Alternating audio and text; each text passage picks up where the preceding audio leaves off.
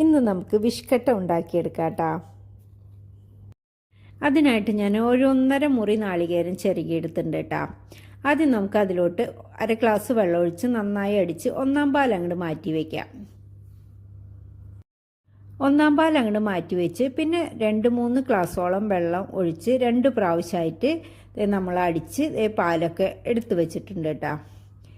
ഇനി നമുക്ക് വേണ്ടത് ഉണക്കലരിയാണ്. ഒരു 1.5 ഗ്ലാസ് ഉണക്കലരി എടുത്തിട്ടുണ്ട്. അത് നന്നായി കഴുകി ഒരു ബൗളിലേക്ക് ഇടുന്നുണ്ട് കേട്ടോ.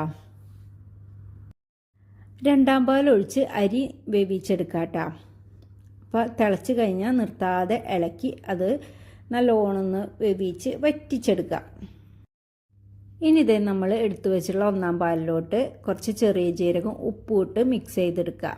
അപ്പോഴേക്കും നമ്മുടെ അരിയൊക്കെ നന്നായിട്ട് 2-ാം പാലിൽ കിടന്ന് വെന്ത് വറ്റി വന്നിട്ടുണ്ട്. അപ്പോൾ അവസാനമായിട്ട് നമ്മൾ എടുത്തു വെച്ചിട്ടുള്ള 1-ാം പാലും കൂടി ചേർത്ത് കൈയെടുക്കാതെ നന്നായിട്ട് ഇളക്കി വറ്റിച്ചെടുക്കാം.